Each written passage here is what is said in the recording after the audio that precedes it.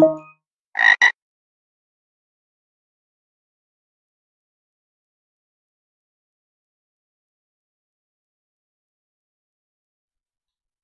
right, everybody, this is a guided walkthrough for the Squireli challenge from EchoCTF Red as part of their CTF Beginners network. So let's go ahead and start the challenge. We'll talk about what we need to do here. So it says Squireli bank terminal and get your flag. So it says over here, hack the bank terminal and read the contents of the flag table. There is also a flag on the current table being queried. So it says here to start the challenge, connect with Netcat on this port over here and this IP address. It's time to union select. Yeah, it's we're going to be doing some SQL injection. So what we need to do is, well, first of all, there's some really good information that's being shared here. We need to pay attention to this. So let's talk about it. So in this challenge, we're doing union-based SQL injection, and the challenge gives us a lot of good info in the description. So what good info does it give us? So it tells us that there's a flag table, which isn't the default table that the app uses, and that there's a flag on the default table. So there's a flag on the current table being queried. They want us to read the contents of the flag table, and they tell us how to connect to it. So this is what we're going to do. We're going to grab the netcat command over here, and then inside of our terminal, let's say this terminal here, we're going to give this netcat command, and that's going to connect us to the application. Okay, so if we take a look at the ID numbers over here, there's something apparent immediately. There's something missing from this set of numbers. So there's an ID 2, 3, 4, 5, and 6, but there's no ID 1. What happens if we pick the ID for ID branch number 1? So this is, well, this is a flag, but the problem is that this isn't the whole flag. It turns out that we can't see the entire flag, and we're going to have to do something about this. So let's talk about it.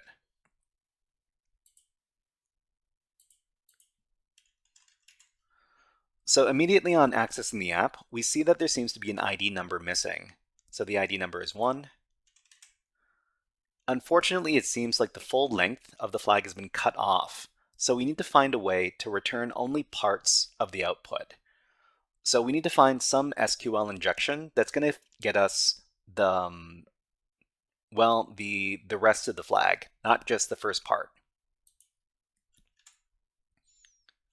So the first part of any union SQL injection attack is to determine how many columns the original query returns, which we suspect is 3 columns.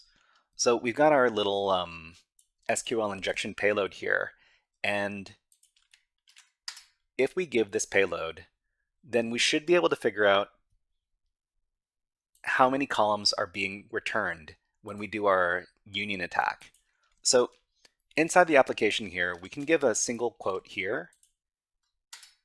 And if we give the single quote, we actually receive an SQL error message. So it says SQLite 3 query, unable to prepare statement, unrecognized token, blah, blah, blah. So it tells us a couple of important things. It tells us that there is SQL injection in the application, and it also tells us the type of database management system that is being used. In this case, it's SQLite, and that's gonna let us know what kind of payloads that we can run. Okay, so we're just gonna paste in our payload over here. We can just kind of ignore the fact that we've got this junk output over here. It's just a result of pasting in the payload. So union select null, null, null, and then we comment out everything else. So this is going to be a test to see if there are 3 columns in the original statement. So it's a pretty good guess because there's 1, 2, 3 things that are being returned in each one of the rows. Remove 201. I think Yeah, that's gonna be tough. We can't really go back inside of our. Actually, okay, so this worked. It returned nothing. The thing is that we're trying to figure out. Let's see. Uh, okay, so let's do. So we could do like ID 1 and then comment the rest of this out.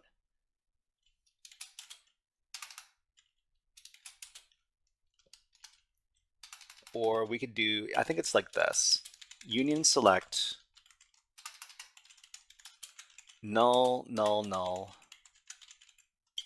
and then comment everything else out. No, that's not what they like. Is it like this?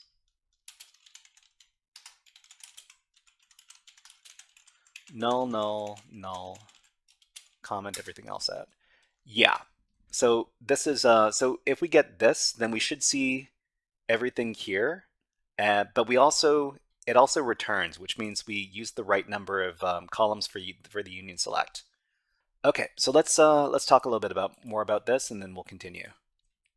So we managed to figure out how many columns are being used. In this case, it's 3.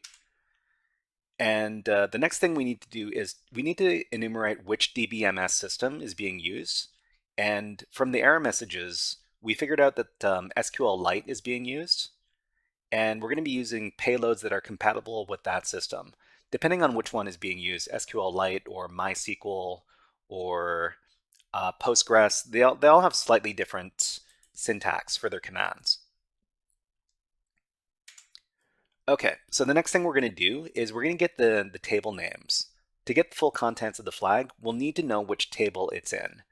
So we're going to use a payload like this, which is compatible with SQLite. So I'm pretty sure I can't. Oh, I can. Oh, that's good. I was afraid that that the chat wasn't going to like this stuff. Okay, so you're going to union select null name null. The reason why we're using the second column to return the name from SQLite master, where type equals table, is because the name column is the largest column. The first column and the third column are kind of short, and we're using the largest column here to return the info. So if we go down here and we put in the payload, we see that there are 2 tables that are being used by the database. There's branches and there's flag. So we can guess that the table that we're looking at currently is the branches table. And there's also the flag table that we were told about. So the next thing we need to do is column name enumeration. So normally we would need to enumerate the table's column names, but we can kind of guess from the app's output. But if you couldn't guess from the app's output, we could use this payload here as well.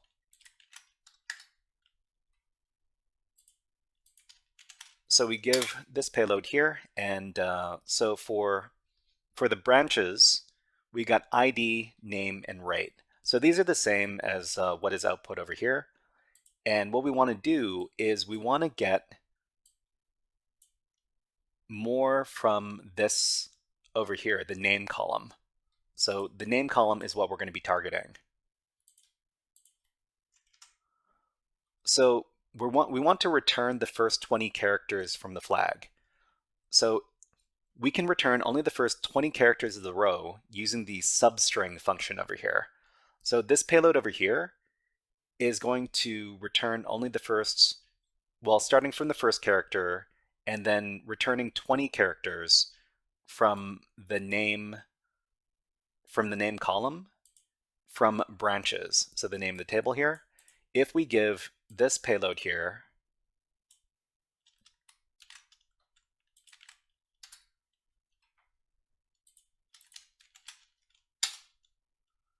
then we get the first 20 characters from the flag here. So the next step is to return the next 20 characters using a very similar payload. So So this is the result over here. If we give this one, we want to return the next 20 characters starting at character number 21 and going for 20 characters.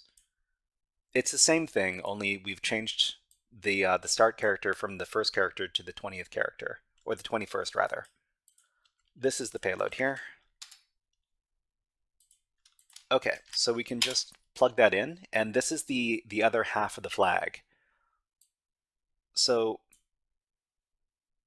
this is the first 20 characters of the flag. This is the second 20 characters of the flag. If we put this together, then we can submit this flag. So let me just demonstrate this. I'll copy it. I will put it in here. We'll copy this. So this is the whole flag, the whole first flag anyways. There are two flags. So I'll copy this. I will try submitting this to EchoCTF. It's going to tell me that I've submitted this flag before. Yeah, so this is claimed before because I've already finished the challenge. So the only thing we need to do now is we need to get the second flag. So for the second flag, all we need to do now is to switch out the name of the table from branches to the flag table. So this is the payload we use in this case. Can I highlight it all? Okay. We'll paste it in, and this is the flag table. And this is the second flag, the first 20 characters. We're just going to put this in another tab, and then we'll get the second half. So the second half, just like the first flag, we can do the same thing.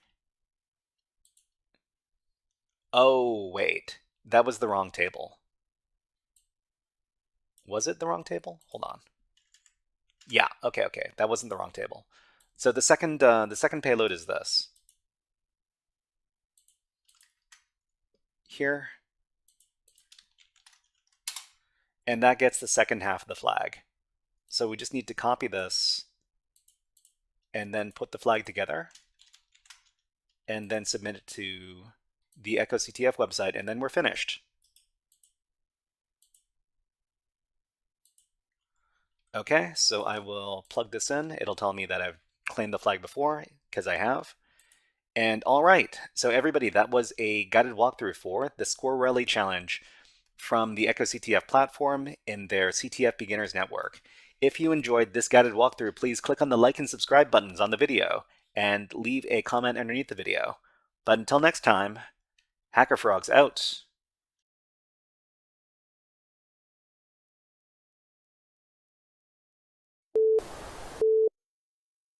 Hey there, HackerFrogs! Are you enjoying this workshop? Learning new concepts and skills? If so, there's a way you can support the channel, and it's totally free. Just click on the subscribe button below the video. Also, click on the like button. And if you have questions or comments on this workshop, please leave them below the video. Thanks for listening. And now, back to our scheduled programming.